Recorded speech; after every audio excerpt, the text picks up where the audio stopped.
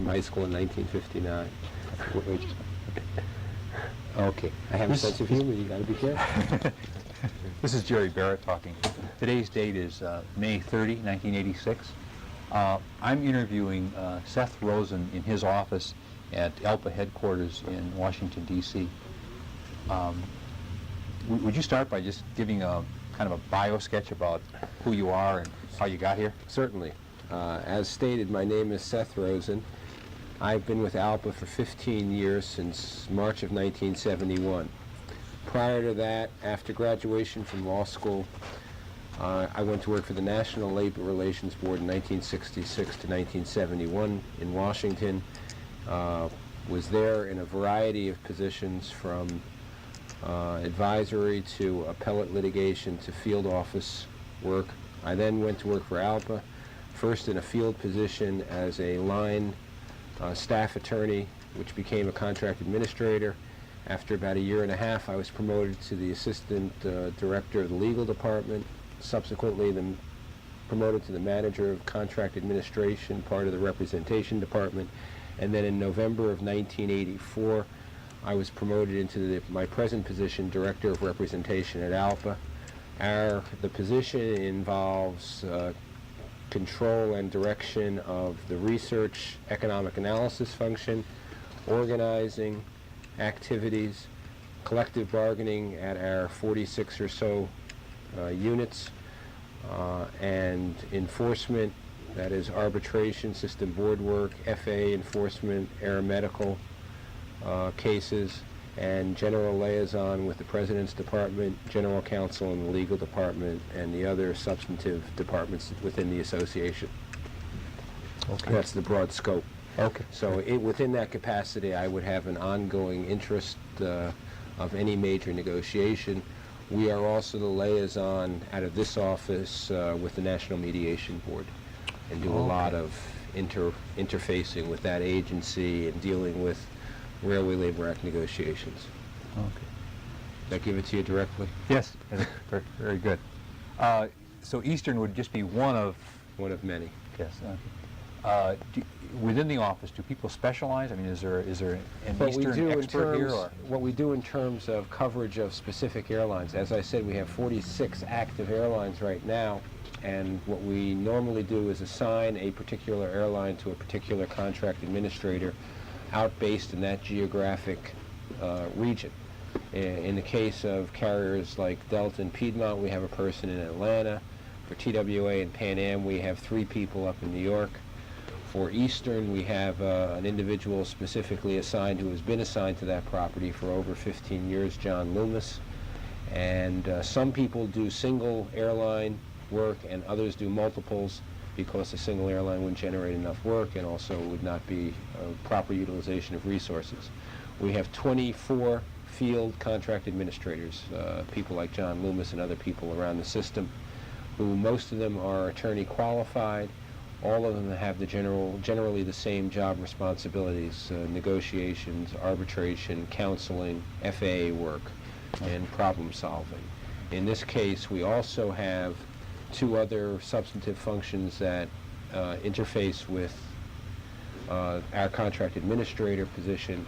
We have a field rep specifically assigned on retirement and insurance matters to a specific airline or group of airlines, the same way we do with the CAs, except most of them have multiples because there aren't as many, and the retirement issues are much narrower in focus, and that's all they specialize in. The guy's name who was there was Leo Daub, out of the Retirement and Insurance Department, and the director of that department is Dave Vance. With regard to economic analysis and research, we have a group of people in that department, and they also have specific assignments to a set of airlines. Within that department, the manager is Jalmer Johnson. I think you've met with Jalmer. Yes. And Melissa Markoff was the designated economic analyst assigned to Eastern during this time, and was on the property on numerous occasions. That's basically how we assign people. Okay. Can you talk about how that interfaces with the MEC, particularly with Eastern? Well, what we normally, we have a team concept. We load up with technical professionals from within the organization, and they interact with the appointed people within the particular pilot group. Each pilot group has its separate political structure.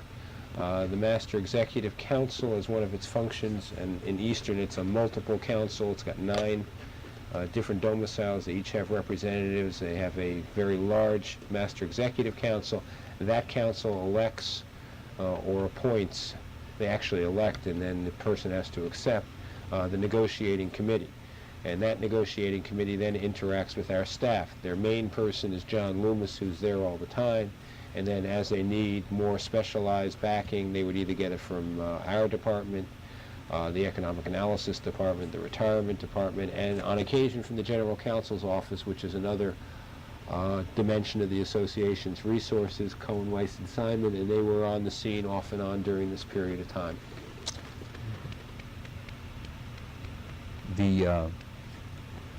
Can you talk about how the MEC and the bargaining committee function together? You already indicated that they elect, but Yeah, they elect, and normally the way the process is constructed in a normal situation is that the negotiating committee would gather and put together a questionnaire and send it out to the pilot group to survey what they want in the next round of negotiations. They would then tabulate those results using the economic analysis people, and then they would take those results back to the committee and construct an opener based upon those priorities, take it to the MEC to be reviewed. The MEC would approve the opener, and also implicit in approval is some form of ambiguous direction. I don't mean ambiguous in necessarily in a devious sense, but ambiguous in that you can't be too specific at any time in negotiations, so there's always some latitude. So they would get some form of direction, informal direction, let's say, and that would guide the negotiating committee as it traveled down the path. They would then report back on an ongoing basis to the MEC chairman, MEC officers, and the MEC whenever they're in session on the progress of negotiations. This is a very serious, critical matter. And as to their status, and receive some more informal direction as to where they could go. In Eastern situation, the negotiating committee and the MEC work very closely together. And one of the problems was you're dealing with a very large MEC with divergent needs and interests and opinions, and a negotiating committee, so there's always some problem in terms of coordination and having one set of objectives. So from time to time, people could at various times get the wrong signal as to what was going on from various principal people within the structure, either the MEC or the negotiating committee. We also had a very large negotiating committee this time, which in terms of, we normally have a 3 or 4 person negotiating committee. I think in the end it was about 5 or 6. Oh, it was that large. So it was an unusually large negotiating committee, which creates greater problem in terms of getting unity on any given point. In addition, because of the complexity of the Eastern negotiation, by the time we got to December, we added in a specialist, a career negotiator, the assistant director of representation at ALPA, John Bradley, who could act as an on-the-spot coordinator with the NMB, with the MEC, with the negotiating committee, and with John Loomis, and with the rest of the staff. So we loaded it up because this was a very important negotiation. Is it possible for somebody to serve on the MEC and the bargaining committee at the same time? I would say yes. Is it normal? No. It does not usually happen. No. Yeah. Maybe in some of the smaller airlines, but not in the larger airlines. They don't cross over. Is there movement back and forth? I mean, have the negotiating committee members been on the MEC? In the past, yes. Yeah. There's a lot of movement back and forth. Tully, for example, was a vice president of ALPA, an MEC chairman, an LEC chairman, held any number of elected positions. And I would say the same is true of a couple of the other guys on the committee. I think Langford may have held elected position, but I'm not sure on what they held. But a lot of them have held positions and moved from one type of discipline to another. Right. But there is a lot. And some are just people who do negotiations and have done it for year after year after year and never held an elected position. But there is some crossover. Not at the same time, though, because it's hard to go from a appointed position to an elected membership position. How does the contract get ratified? It varies. Oh. It varies. Historically, before 1982, it was either by MEC or negotiating committee. After 1982, we implemented a change in the Constitution and bylaws which permitted membership ratification. Prior to that, we had no membership ratification. Now it's at MEC discretion. So that the MEC determines whether it will be by MEC, negotiating committee, membership ratification, and all of it subject to approval by the president of ALPA. Review and approval. He has the final say. Regardless of the method that it's ratified on the local property, the president has the final say in what becomes a contract. What I becomes see. It's binding. after the fact he would Yes, approve or disapprove. it's not after the fact in our mind. It's before the fact. I see. It's during the fact. Okay. It's happening. But normally that's very closely coordinated, and if there are any policy problems, they usually come out early and they're not slipped through the process and then have something bounce back. We coordinate that very, very carefully. Your experience before coming to ALPA was under the National Labor Relations Act. Yes. Has that been is that vastly different as far as you're concerned? I can hardly remember anymore. Okay. Yes, the answer is it's vastly different. The whole environment is totally different. I'm being facetious, but it's true I can hardly remember anymore, but it also is, it always was vastly different. There are no unfair labor practices. There's really no 8A5, refusal to bargain in good faith. You have to go to court in the initial instance to get enforcement of any of your rights under the Railway Labor Act. You don't under the NLRA. The rules are different, and the acts are different in substantive ways. And the enforcement application has been different, substantively different. Specifically related to the bargaining process itself. Totally different. Yeah. The Much more NMB protracted, I take it. No, the NLRA is much more expeditious. You have a termination date on the contract, you notice it, you have a certain requirement under 8D. Once you've complied and you reach the end of that date, you're free to engage in self-help. With the National Mediation Board, they have enormous discretion as to when a contract which is amendable and not terminated will run its course and be subject to self-help. So there's a tremendous difference.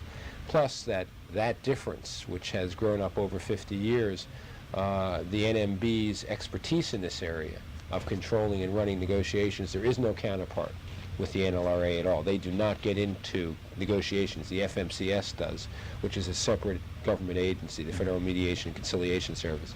Ussery was head of the FMCS at a point in time. They control non-airline railroad negotiations. So the agencies really don't line up in terms of function. You're referring to the fact that it's been going on 50 years. It does have a lot of history in it, and very much accepted by the industry itself, the unions and the... Yeah, there's been a lot of criticism back and forth over the years, depending upon which side is in the power seat, as they say, as to how things should go. We're arguing now for what I heard classically from companies in the early 70s as to what their position was as to how the NMB should hold on to negotiations and keep the process going and make an agreement through the process. Okay. Just now we're hearing quite differently from the companies, and it's us who are saying we've always used this process, and so it's a question of... You've reversed roles on it. In great many ways, we have reversed roles during this time frame. Fortunately, the board is going to stay the same. If it stabilizes, if it has a value, it will be in remaining a conduit to expedite negotiations and not disruption of service, which is what their principal role is. And if they maintain that, then I think that will help even things off, level things off. It's a stabilizing influence. One of the things that's pointed out under the NLRA is that the Reagan board has changed the way the system is played. Has there been that kind of dramatic changes in the Railway Labor Act administration? We were and are concerned that they may think about doing that because of deregulation and the climate in the country. And we have, as you probably are aware, attacked the board on this front We've written a rather harsh letter to the board, alerting them to our concern that they're going to change their practice and procedure. I don't believe that that's their intent. They seem to have now carved out what they call their dire circumstance exception, and that may be my own phraseology, but if they feel that a corporation is an extremis and something has to be done to move the ball and they don't see the ball getting moved fast enough, they may move the ball faster than they normally would in response to that crisis condition that they perceive. They perceive that to be the case at Eastern. They perceive that to be the case at Pan Am. They don't perceive that to be the case at Delta, for example. So it's a question of the status of the carrier, the survivability, stability of that carrier in its own instance, taken as a specific set of facts on its own, without any kind of broad policy. But they will consider those things in the equation. They will talk to the banks and other people, as they did in the Eastern case. They went up to New York and they did their own field investigation, and they formed their own decision as to what they thought was necessary. We disagreed. We felt that they were wrong, and we told them that in spades, that we thought they were wrong, that if they'd kept their hands off it, it would have gotten to the same point without all that craziness. Okay. Very good. Because we believe in the system. Really, we believe in the labor relations process, and I think that's important. And the activities of the board with respect to the three instances you referred to, two, Pan Am And Eastern, as expediting the process in my mind, and they did. That was quite exceptional behavior on their part. That was, and we've called them on it. In both cases, because we thought they created a much worse situation for everyone. They really hurt. They hurt our side, and I think they hurt the corporations too, because they exposed the corporations to lost income, lost opportunity. But if you look at the way they handled United, they handled United, a healthy company, without succumbing to the pressures of United saying, give us a release, set a date. They held on to that one because they wanted to see if an agreement could be reached in the normal process. When they felt that truly there was an impasse and there was nowhere to go, then they impassed it. But it wasn't until then. Here, I think they made a decision that they had to keep the ball rolling fast, and therefore whether or not there was truly an impasse or whether or not staying longer in that process would have forced one side to move, and probably the company, because the company would have had the pressure to move. We had no pressure, but if the company moved, then we would have had to move, or else that would have given the wrong signal. And what they did by moving it the way they did was take away that move that the company had to make to get the process rolling, and that we saw was as a tilt towards the company. Took them off the hook, in effect. Yes. Oh, yeah. Yeah. Definitely took them off the hook. If they wanted to get there, Yes. Yeah. they didn't have to do anything. If you recognize the bargaining process as power play and pressure, they, in effect, at a crucial time, removed some of the pressure. Yes, on the company. Yes. On the company. And I don't think it would have affected the ultimate outcome. That's where I come out. I don't think it would have. Maybe it would have, but I don't think so. I think they would have gotten there. Let me ask you two other things before we talk specifically about Eastern.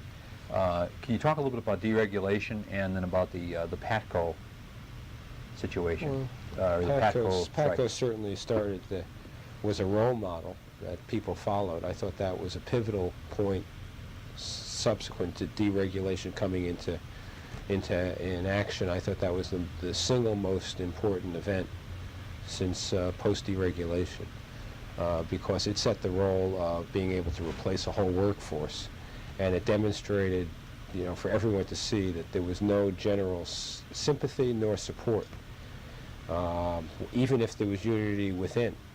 That lack of sympathy and support and the ability to replace because of the available job pool was really a foreteller of events to come.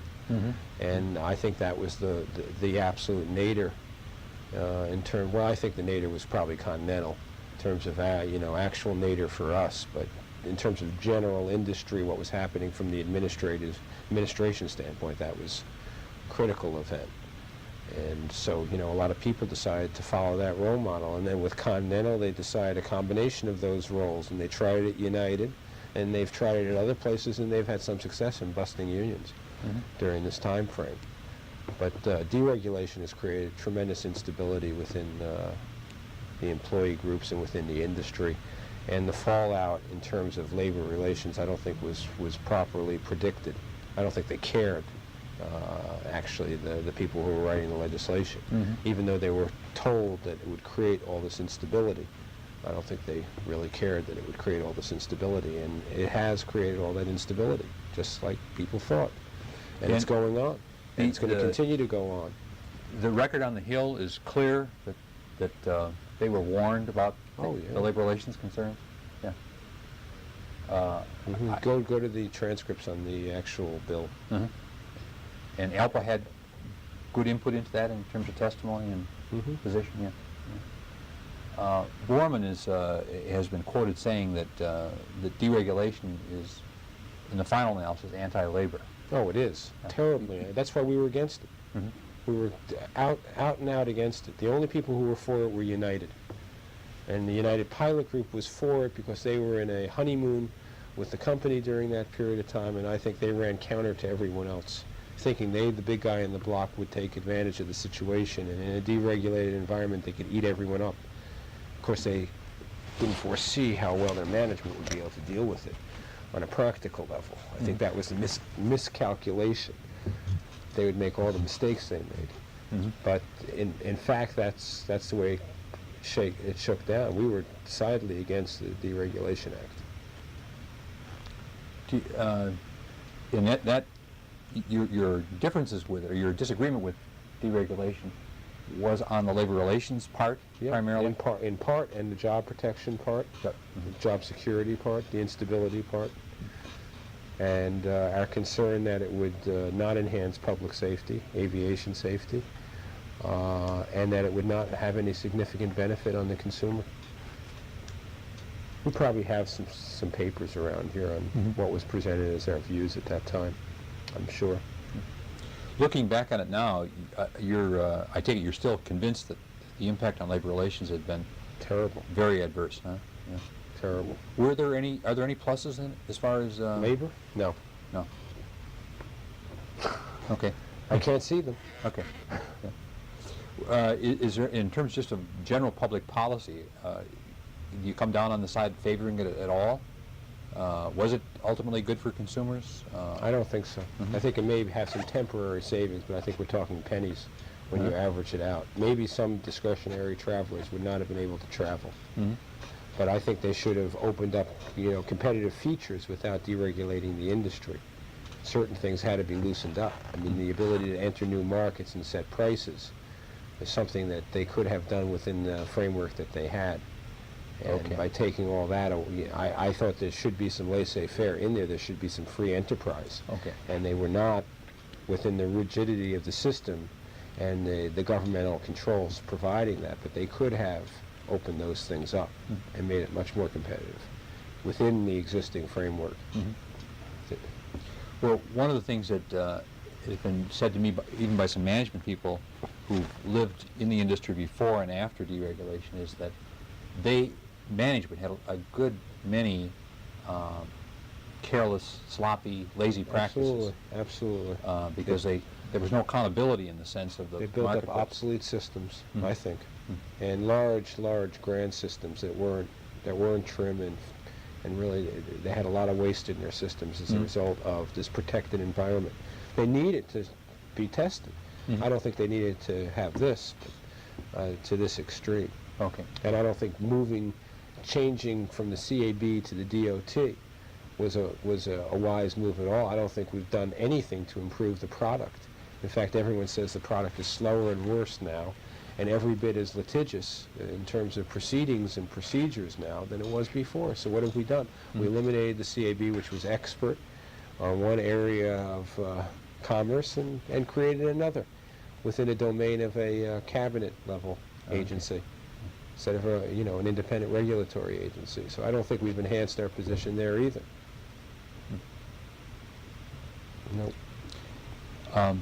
Specifically on the events at Easter and going back. By the way, I was here half before dereg and half after, almost exact split. Because that's 78.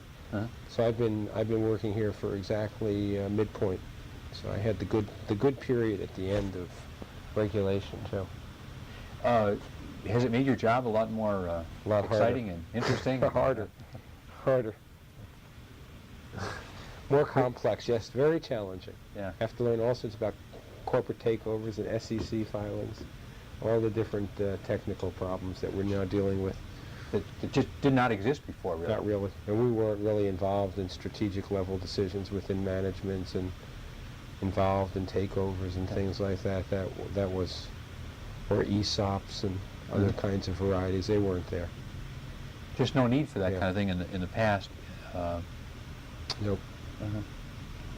Nope. That is interesting because, in a way, the kind of slow pace of the National Mediation Board procedures and the business side of it with the CAB, they both moved at kind of the same pace, which was not very rapid.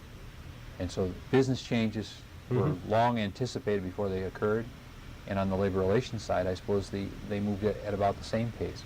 Plus, they had the impact of it moving on the same pace and passing it on to the consumers that we could really piggyback one contract after another. Okay. And once you got that leader out there for that tier of negotiations, and you knew what you were going to shoot for at every contract thereafter. Okay. That's true. Now it's the reverse, but and one of the other things they could have done is tighten down the time frames at the CAB. In terms of the long procedures, they could have done some expedited procedures, which they've now implemented at DOT. So all the good things that they've done at DOT, they could have done in terms of procedures at the CAB without terminating that agency. When deregulation went into effect, did you think it would have the impact it has that you've experienced? Or were you surprised by how No, extensive it was? I wasn't surprised. I thought it would be extensive. You did? Yes. Did you anticipate that there'd be as many new entrants? At the start, we did. No, I don't know whether we anticipated that or I anticipated that. I thought the carriers would do a much better job at protecting their domains than they did. I was astounded at some of their decisions, their management decisions, not to protect their control zones, and not going to more sophisticated system of protecting their system from intruders. Just unbelievable some of the things that people let happen to them. One of my classic examples is PSA, which was an intrastate carrier and then became an interstate carrier. Western owned the LA Las Vegas corridor, owned it, and they let PSA come in, undercut them on price. They didn't match the price, and PSA has lion's share of that market now. And they just let him in. This was like your home turf they were letting him into. That's what I saw. And that happened over and over again. People made countless bad decisions from a management standpoint, major macro decisions. That you couldn't anticipate that, letting these people come in. So Yeah, I think if they would do anything, they would protect themselves. they do it now. Yeah. You can't get near a new route now without, from an old person, an old airline or a new airline that has a route. You can't go near that route without expecting that person to increase capacity or frequency and lower the price down to wherever you are and then some to protect it. So they have finally begun to respond. Yeah, they found out. Yeah. They found out the hard way too, I think. They got caught short like everyone else. I've heard it said that Eastern, because of the routes that they had at the time of deregulation, were much earlier on, they were impacted by new entrants, whereas American and some airlines that are further west and had routes going east-west did not get impacted. Is that generally true? I don't know on that. I guess they had a lot of course of the population cluster on the East Coast, and they're a north-south service carrier down there. They would have a lot of competition, but they always had a lot of competition down that corridor. Then I guess people jumped in.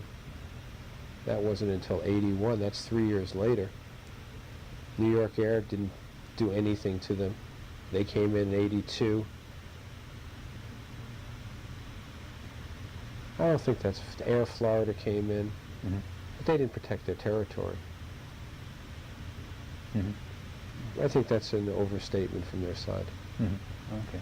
It's an easy excuse. Yeah. I mean, it's like United's biggest blunder, which you may not be aware of, was that they decided that they wanted to go out of the 737 business, the feed business, from places that they had served historically. So they pulled back on their 737s. They were going to get rid of them. They were going to stop the Flint to Chicago and using their hub. And they pulled out of those markets and let other people into them. They absolutely pulled out of the 737 flying. That's what they did. Amazing. It's just amazing that they would do that, but they had to reverse it. They had to bring them all back. Yeah. 2-3 years later, I don't know what cost. But how can you make that kind of decision not to create a feed system from day one? Why would you ever go away from that basic? And that's what's happening in the industry now. All it is a question of lining up your feed. And that's going from top to bottom now with what's going on with these commuter networks feeding into the hubs, feeding into the larger hubs. That's what's going on. That's most interesting, because somebody was explaining to me that Piedmont was once one of the bigger feeders to the eastern hubs along the coast here, and that they now feed themselves. That's right. Oh, they definitely feed themselves. Mm-hmm. And what you're saying, United, on the other hand, went in the reverse direction. Right in the reverse direction. It was unbelievable.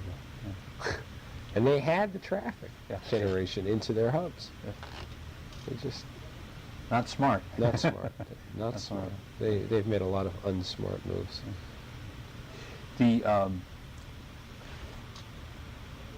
We've talked a little bit about the labor relations in this industry, but the industry itself is, particularly the pilot end of it, is really different from other industries in that you're dealing with a membership that is so dispersed around the country and don't meet regularly and don't see each other.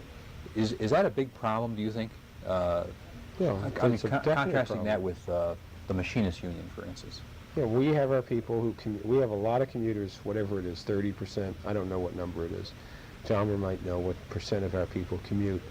We have a humongous number of commuters and our bases are spread out. You take Eastern, they have 9 different bases. We have council meetings usually every month, local council meetings for the membership, and there's a lot of mailings, but being that spread out, we've had to do a lot to bring all that together in terms of a better method of communication. Mm-hmm. And we have been making, great inroads in our communication skill. We've used the new high tech to enhance our communications. Can you talk a little bit about that and other things Sure. you've done to? We've, at United, we had the innovation of developing this family awareness program, which brought together a lot of the pilots and their families to participate in the process and understand. We've done a sophisticated set of mailings, different types of mailings, hangers, long, short, to give pilots more information, to educate the pilots generally with general mailings and more specifically on each airline as a crisis came down. A lot of road shows whenever crisis, to bring the problems to the membership. You go out to each council with your leadership. And then we use teleconferencing to some degree in major crises like Eastern and United.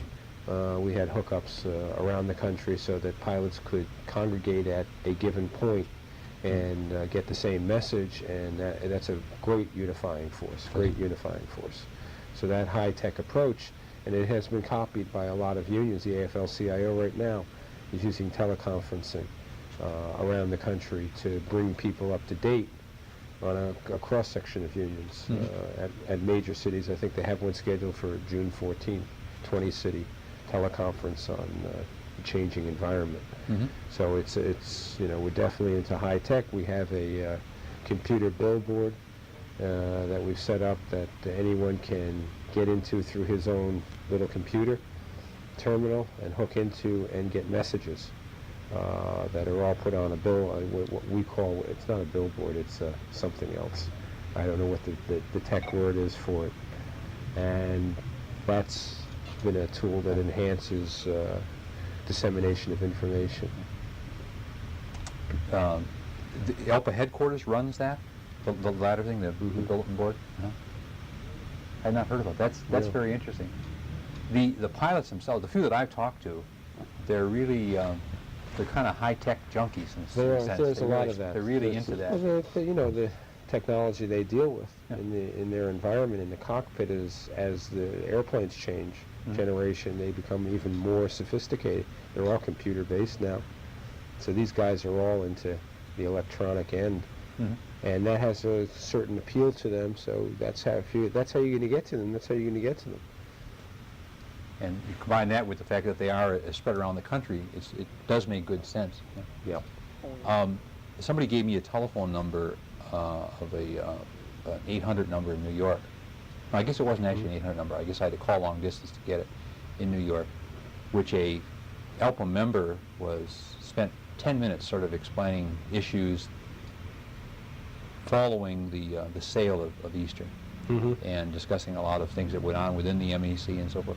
Is there a good bit of that? Yes. And I would take it, That's I've forgotten the name. across pilot lines. That's airline to airline. We have different 800 numbers, different phone systems with codaphone messages plus information on the other end. United has a very sophisticated system in place. And we're continuing on. When we get into a crisis, instead of leaving it and just dropping it, family awareness programs are going forward. Okay. Because we are definitely of the mind that if you bring the family into it as part of the group, that enhances your effectiveness, and it does. I mean, then you get all that support instead of going home to your wife and kids and saying, I'm going out on strike, or we're in this trouble or that trouble, and trying to explain it, them being part of the whole process and being part of the family and the feeling that they're part of the decision making. Really, then you get peer level support too within the family. And it's a big help. It was a great change. I mean, very creative. I understand that at Eastern too, when you did that family involvement thing, a lot of non-pilots were involved as well. That, We invite It everyone. was open to everyone. Yes, we invite across employee because we think it's important to have, everyone have some common base of information and awareness. The more that you can educate people, the better off you're going to be down the road when you get to the crisis. As an organization, I was trying to make some distinction between it and other labor organizations. The formal education of the pilots generally is higher than I would take it a lot of other. I assume so. Yeah. Does that present any special problems? In other words, do they read more? Do they demand more communication? Demand better communication? Yes, I think that it requires additional articulation of your position. They understand more. They read the Wall Street Journal on a daily basis, be it on the cockpit or wherever it happens to be, and they keep up on news, and in the industry they're more aware. And so you have to be able to explain and back up your position, and that's probably a little harder in the final analysis. And they're more willing to challenge the answers, and they do challenge the answers. They have a professional background. So from a staff point of view, it makes it more difficult because they're demanding, they're kind of information hungry, and then I'd say yes in some ways, and sometimes it's easier to deal with someone who challenges and then when you get to the end of it accepts one way or the other and shares in the decision making, and someone who you're never sure understands what you're talking about and accepts it without understanding it or rejects it without understanding it. So you have some frustration in that situation, maybe more than you have in this situation. Okay, yes. I can see what you're saying there. Right. I've had that situation representing people. Okay. It can be more frustrating when they totally out to lunch. Yeah. When they're really incapable of understanding. Incapable of all your understanding. arguments sort of are lost then, in effect. And all they get back to is the one argument, which is a non sequitur from day one. And so what do you do? Yes. That could be quite frustrating. A lot of things happened at Eastern as far as negotiations are concerned since 75, or which 75, 76 was when the first givebacks were, or however you want to characterize that kind of bargaining. Can you talk a little bit about the sort of chronology of events as far as you? Not that much, because I wasn't involved in any of the prior negotiations. I was involved in the one that went on in '84 because I guess I came in '85. I mean, not even in '84, because I did other work and I never worked Eastern. Okay. During that period of time, I never was involved in their negotiations from '75 until really the end of '84. Was when I started getting closer involved in it, and then from my position starting when I got elevated, we had the crisis in '85 with the snapback. I was involved in that on the side, and then as we progressed through '85 with all the negotiations that went on during that year, I was involved monitoring it from the national level, and then of course as we rolled into '86, I was more closely involved. So that's really my experience base dealing with Eastern. That's pretty much the period when the thing was in the most serious crisis period, isn't it, really? Well, it's hard to tell. Well, I yeah. remember Borman's ad in August of '85. As of August of '85, everything was Zoom. Yeah. No analysis should go without having that ad in it. Say that again. Well, I was involved in it, but you're saying everything was bad and they were an extremist, except they made money in '85 for one quarter.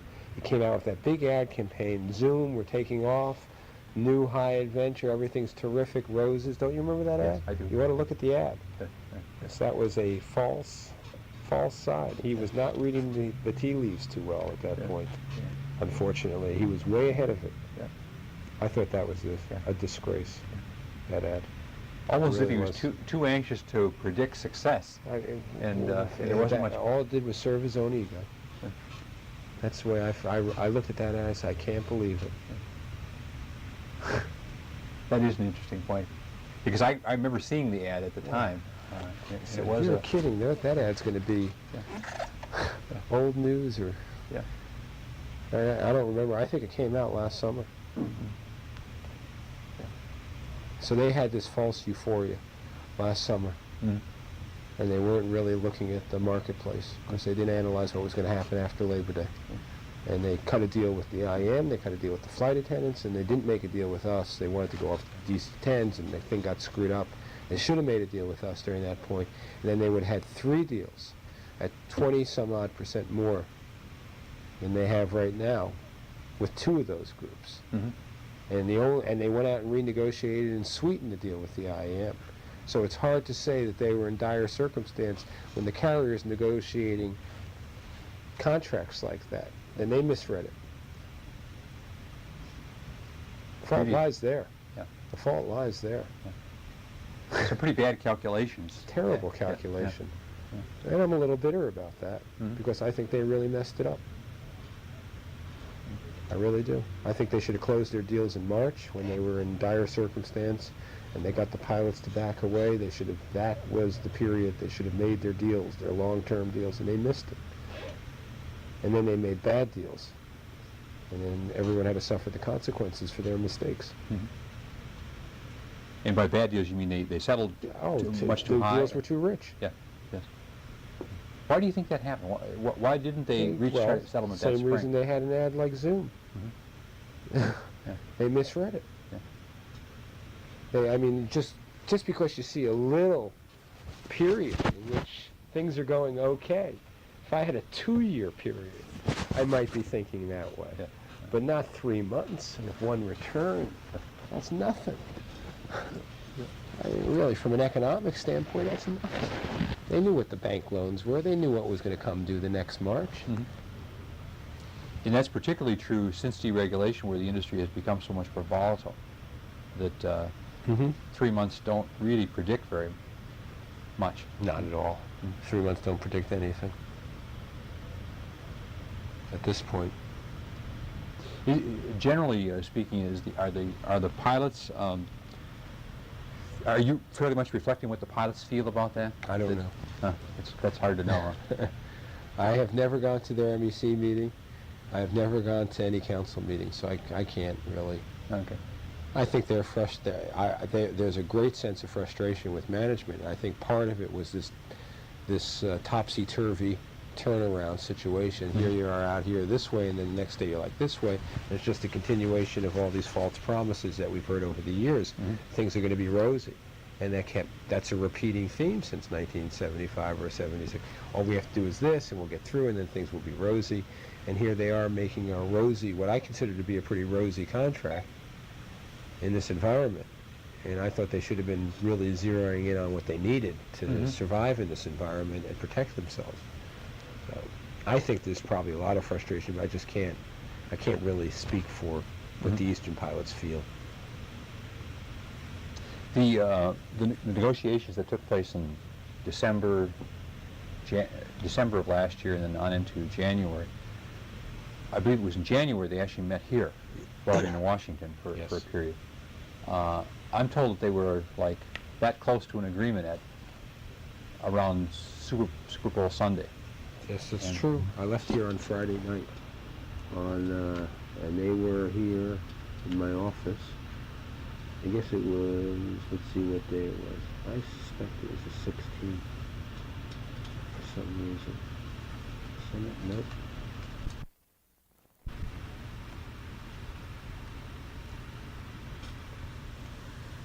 Well, at that point, were you directly involved in negotiations, or? I'd say yes. Not in the sense of working with the committee. I had some side discussions with Bill, some of which are known, some of which are unknown. And you know Herb. Yes. Herb and I go back. We shared an office at the NLRB. That's just for your info. So we go back a long way. And Bill was interested in linking up and trying to work through the problem and seeing if we could all help on the side, which we did. And then John was involved directly in the process. I can't remember my first meeting with Bill. I could check my records, maybe come up with it. I'm not sure I really want to. And we had a series of meetings with different people that culminated in a couple of meetings that week before the weekend, in which I met with Gibson and Bill and Bob Brown, the mediator. We had a breakfast, we had a meeting at Bill's office, we had a series of meetings, alone, apart, that kind of thing, collection. I met with our negotiating committee before that weekend, I think on Thursday night before that weekend, maybe Wednesday night. They were in mediation at that week, but they weren't going anywhere in mediation. We were trying to move the thing on the side so that we could get the groups together. Borman was in town. So that was the closest I got to it. And then after that weekend, I never met with the committee again. They never were really in Washington again, is my recollection. They may have been, but I don't remember them being here. And I just worked from afar from that point on.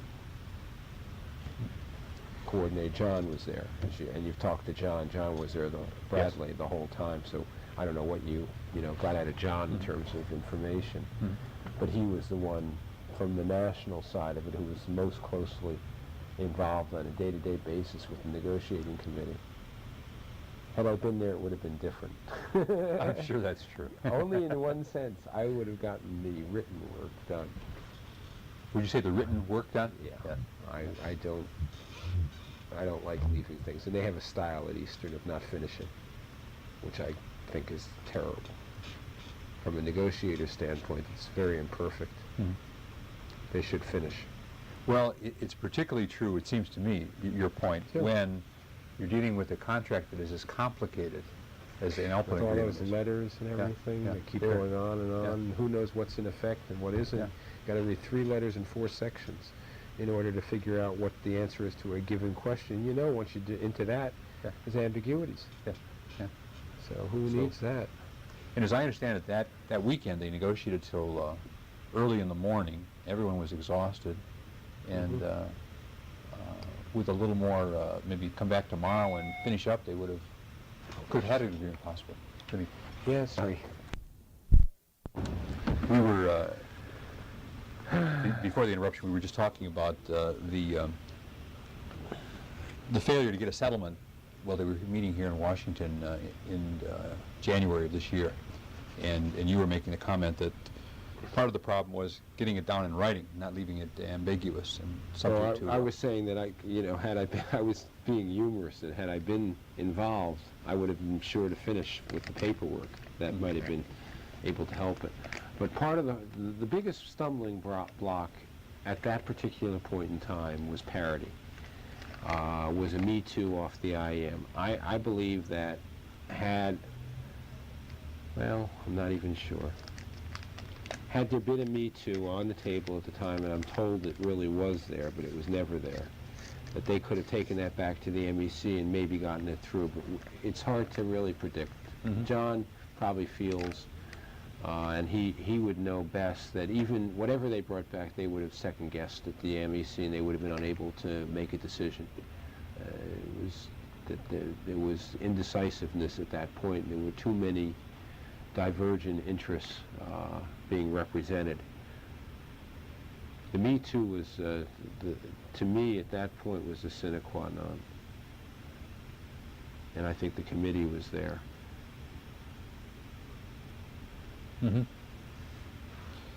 Well, then negotiations moved back to Miami. Or didn't resume right away, but they eventually resumed back there, getting on into February. And then they had two negotiations going on concurrently with the flight attendants and with ALPA. Did you get involved at all, even by long distance in that stuff? Yes, I did, and I'm not sure they were really concurrent. What we were trying to do was, and the company wanted to also, was to make sure that even though the flight attendants had been imposed upon, and I believe it was right around that time frame of the end of January, that they were imposed on, that there was still a need to get an agreement with them. And that if we got an agreement, the company was implicitly, not explicitly, implicitly giving us the understanding that they would make a similar agreement with the flight attendants. The flight attendants were divided, and I talked to the general counsel, but I never talked to any of the principals in the flight attendant union. But they had an international local problem, they had a committee problem. They didn't know which way to go, whether to stick with the IEM, whether to stick with the pilots, which strategy they were going after. And there, as you know, there were multiple strategies. There was a takeover strategy. There was a cause the company to change management as the price of any kind of concessions. They wanted one, parity, and two, Borman's head. As part of the management change from Borman down, because they felt that would be responsive to what was reflected by the last 10 years, and there was no confidence in present management. So you had a lot of competing interests, as you know, and you had this complex legal status with Skadden Arps involved, representing a whole bunch of different people. They're corporate takeover people, and then the inside and outside directors getting into it in terms of whether they were insulated and protected and had insurance and all these other things, because everyone was going in 9 different directions. They didn't know whether or not which one was in a conflict of interest with another and which one was insider and outsider. So there were a lot of serious problems. But I don't think it's accurate to say that the negotiations were concurrent. I think that we were trying to keep the flight attendants in the loop, and we were trying to get them back to the table, but it was it never occurred until the end of February, until almost when we got to the agreement, that they finally even got back together.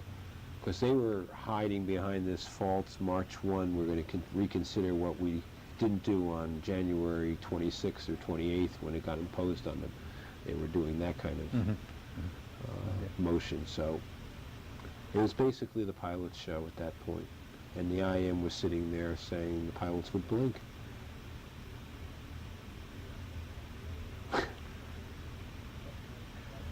We different people, when I said concurrent, I was really referring to that evening of the sale. Yeah, the evening of the weekend, sale, there were concurrent negotiations going on. And that was a piece of high drama, in a sense, almost with the labor relations, the negotiations themselves with the two unions, almost paling into insignificance, in a sense, because of the bigger concerns, some of which you just reflected, the concerns of board members about their responsibilities, the outside board members, the creditors, sort of standing there waiting to. And Lorenzo. And Lorenzo, yes. And company entered the scene on Friday. The thing went down Sunday night, Monday morning. But essentially, he made his offer on Friday, and they had until Sunday midnight to accept it. So that added to the sense of drama and urgency, time sensitivity, which I think was introduced deliberately. And hastily, some people reacted to that. Whether that was right or wrong is really of no consequence. I think they reacted to it, though, and felt they had to make what they considered to be their best judgment. And I think they were worn out when they made it. The board, that is the board itself. Just exhausted from. Yeah. Exhausted from the anxiety and the problem and the fatigue and all the other and the pressures that enter into those kinds of decisions. Really of a mind at that point, they wanted a resolution. They wanted a resolution. They didn't want it to drag on and on and on. And they really didn't see agreements at that point. When they made their decision, they didn't have any agreements. At least that's my understanding of the sequence. Yeah. It may change on revisionist history, but my recollection is there were no agreements when the deal was struck, and it was just by virtue of the fact that the pilots had the capability of executing and making an agreement that there was an agreement. Okay. Yeah. There is a lot of confusion about that. Not in my mind. Huh? Not in my mind. Okay. I've heard it a lot of different ways, but it hasn't confused what I remember. Okay. At least what I heard at that time. At that point. Okay. Okay. Whether I'm right or wrong, I don't know. I know, but I remember the sequence as described to me. Okay. Is there? Do you have the feeling at all that the flirtation with Lorenzo to make an offer was part of a strategy which was not really intended, that they did not intend to follow through on? I don't. Not at that point. I believe they were sincere, the company. I don't think our people believe they were sincere. Okay. But I don't think our people realized that they had paid Frank $25 million to make an offer. Upfront money. Come make an offer. There was remember? Upfront money to make a firm full offer? Well, check it out. Okay. I think they paid him upfront money to make an offer. And I don't think my recollection of $25 million is the number that they had to pay for him to come in and actually make a full-blown offer to buy the airline. And if they didn't accept it, they still owed him the $20 or $25 million. Interesting. So I think if that's true, and you can check it out, okay, and that's what I've heard, and not only that, but I just don't think, having met Frank Borman, having talked to Ussery, I knew they were in the shadows, and it was a threat, and it was a definite possibility, and from their standpoint, one of the very few players that was really out there going to make an offer, that they never, were just playing and hyping that to put pressure on us.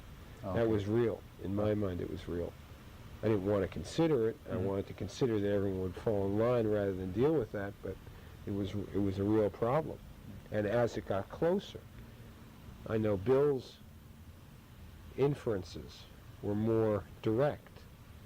His innuendo, whatever you want to call it, was more direct when it came to, sell it or bankrupt it. I always didn't figure the bankrupt it, although some people were on that line. I thought more the sell it, than the tank it.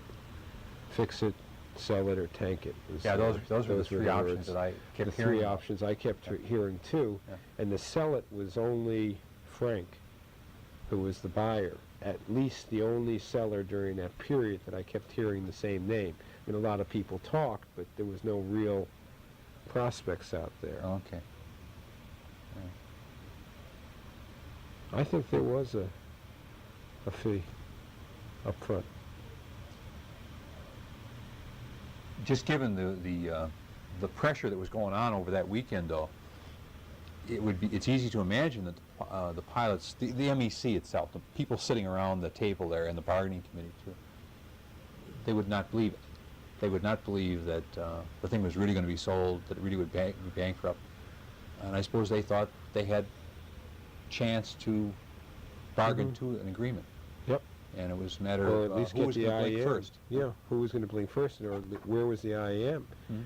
I think if you had gone to the MEC, and again, this is an opinion, and told them at that point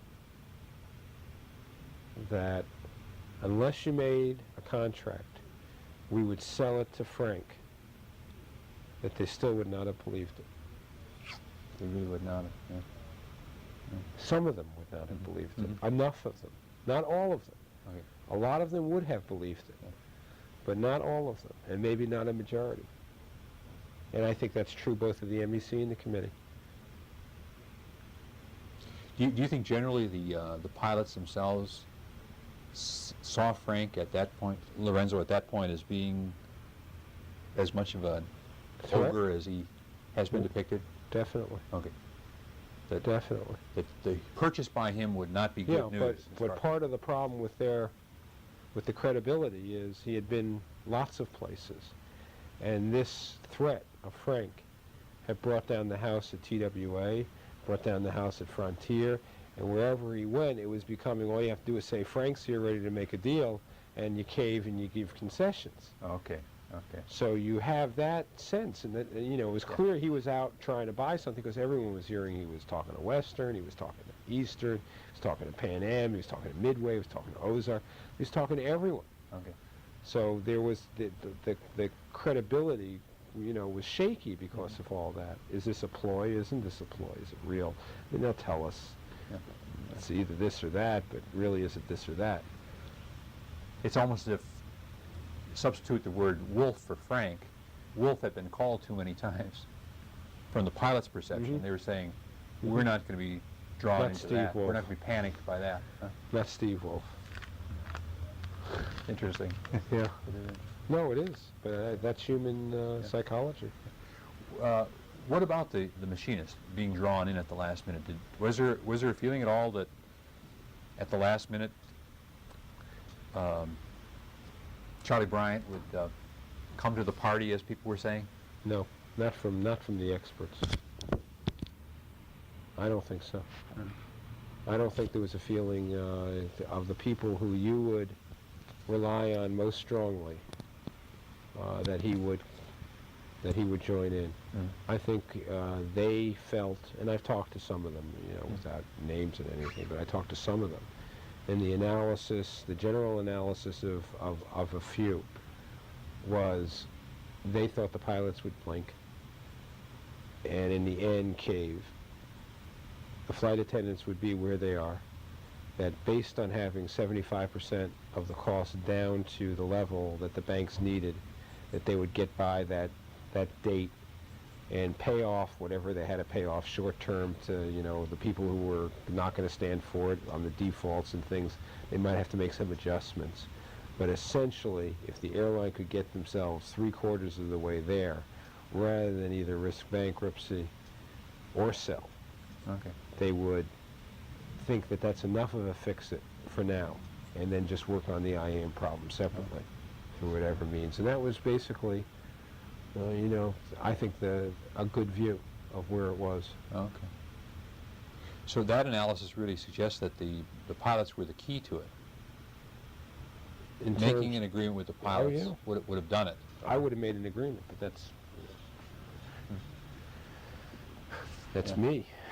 And I have the luxury of not being directly involved, Yeah. being an innocent bystander. Were there pilots on the MEC or on the committee who later said, well, hell, we should have made a deal? I'm sorry, you're I don't already know. suggesting that they did make a deal. I think some of them did. Okay. They did make a deal, but I think some of them, on hindsight, think they should have made a deal earlier to protect them. Probably the same people who felt that time. Yeah. They haven't changed their view. They were always ready to make a deal. Yeah. Okay.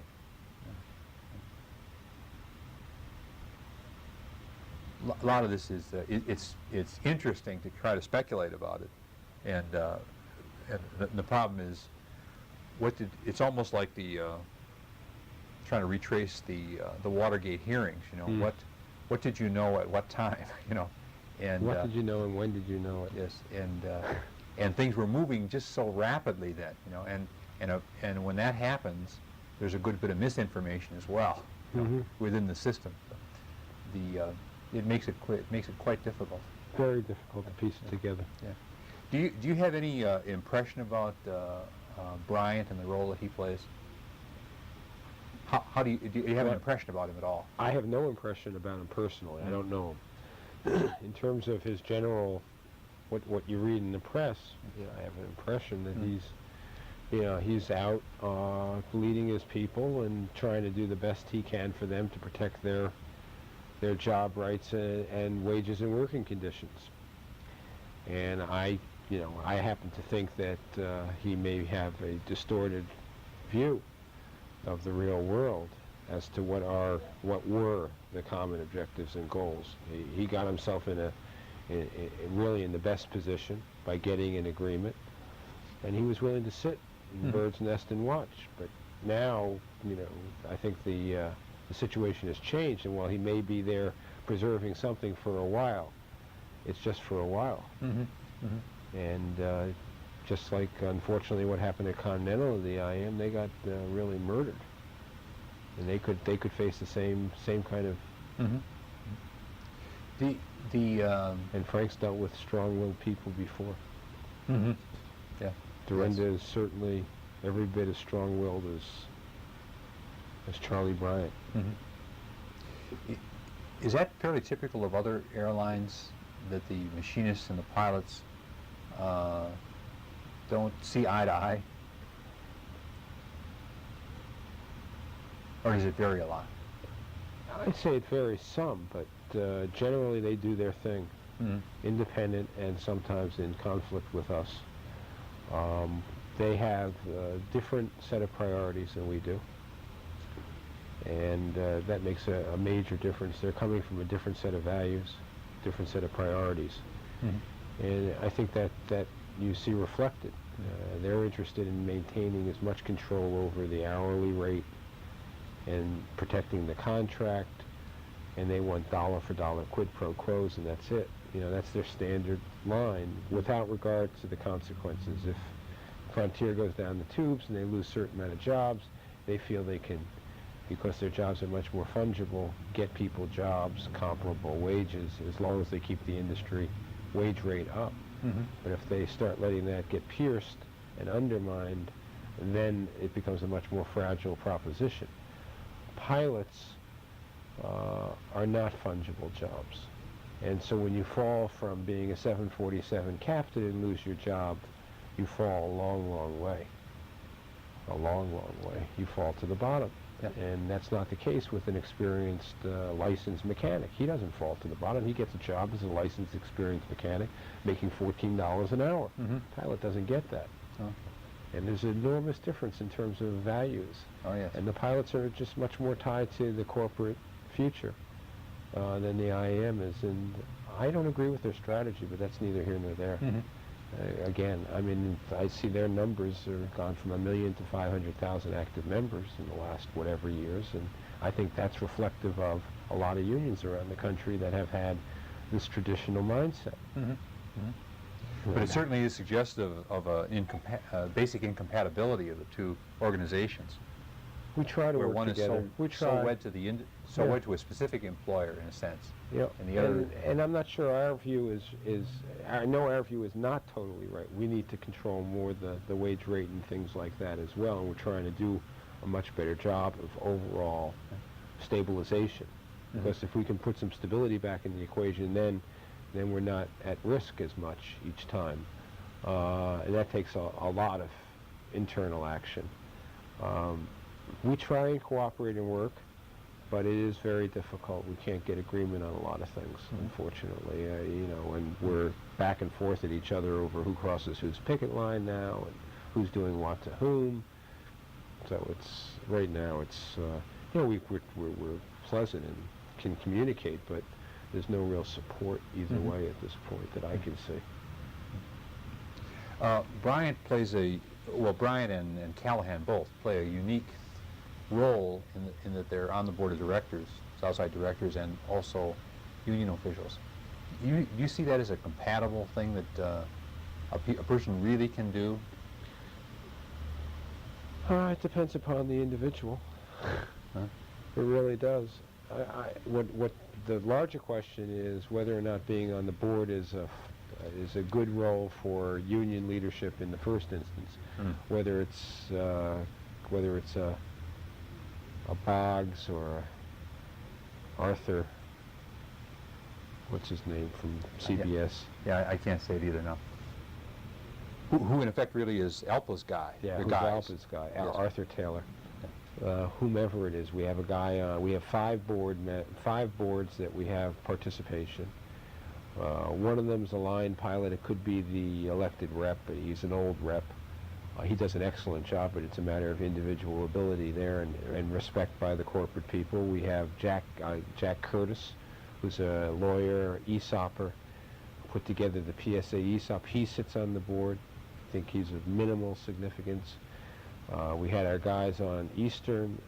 That created all sorts of conflicts of the ultimate sense.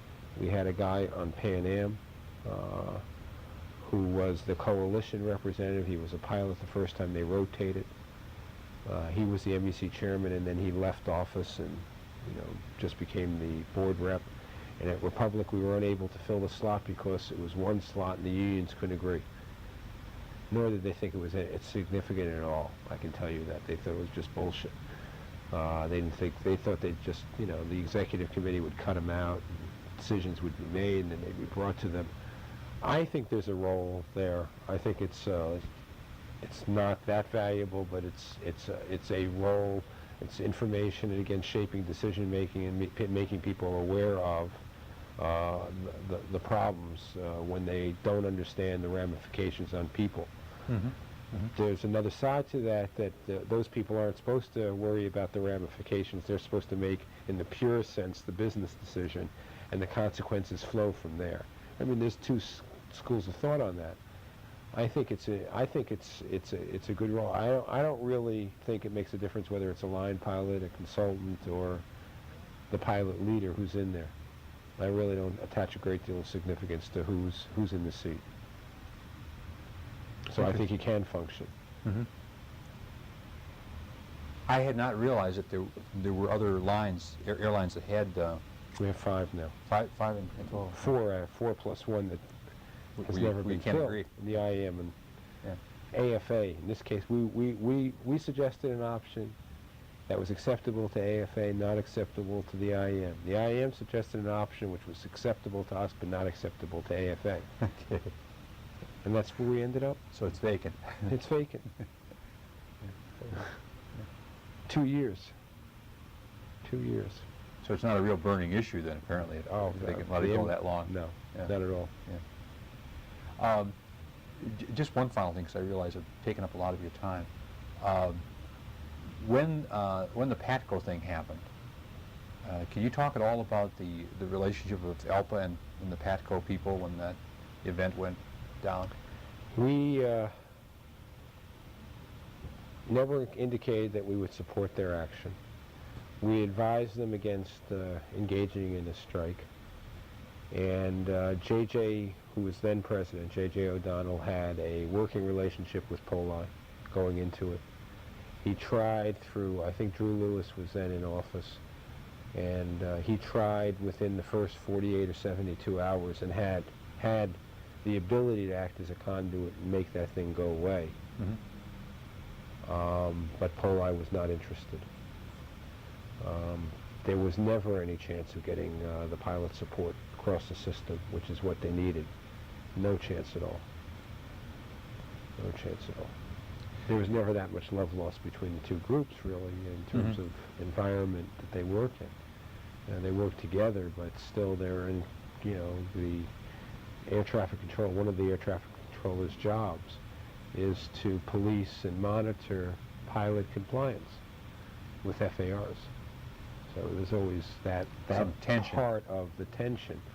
So while they're compatible in some levels, and we thought about organizing the air traffic controllers since and have decided not to. There was some, and there was definitely the ability to talk, communicate during that crisis, but no support was ever extended. Do you think they'll ever organize again? Maybe. No. Ever. You know, Ever's a not long in the time, near right? term. They are basically we took a substantial poll of their values. We used sophisticated pollers. We went out and polled, and the analysis came back very negative.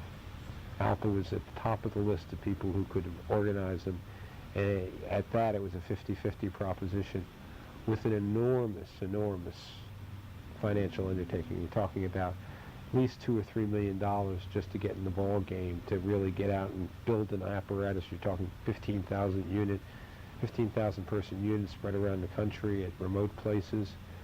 It was going to be quite a trip. We really looked at it in depth. We went to the AFGE, which was doing it and had done a bad job, try to assess whether or not we could take what they had and move it forward, and decided it was not doable. Mm-hmm. We went through an exercise for about 6 months of analyzing that. You said earlier that strike had a major impact. Tremendous impact. Yeah. It was a real role model. Yeah. It was the real role model for this decade, anyway. Yes. Yeah. And TWA flight attendants is the extension of that into the private sector. I guess Hormel is to some degree now.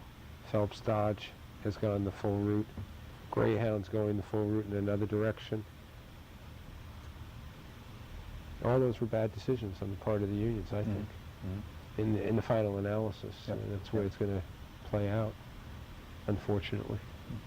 Phelps Dodge, they got decertified. Greyhound, they're selling it off. TWA, they're gone. They're history. Sad. Hormel, they're gone. They have this internal fight going on. Back to full operation for quite a while now. Yeah, all of them are. Yeah. Sad. Okay. I really appreciate it. Oh, sure. Thank you very much for your time. Sure. Oh, yeah. Your candor. Okay. Absolutely.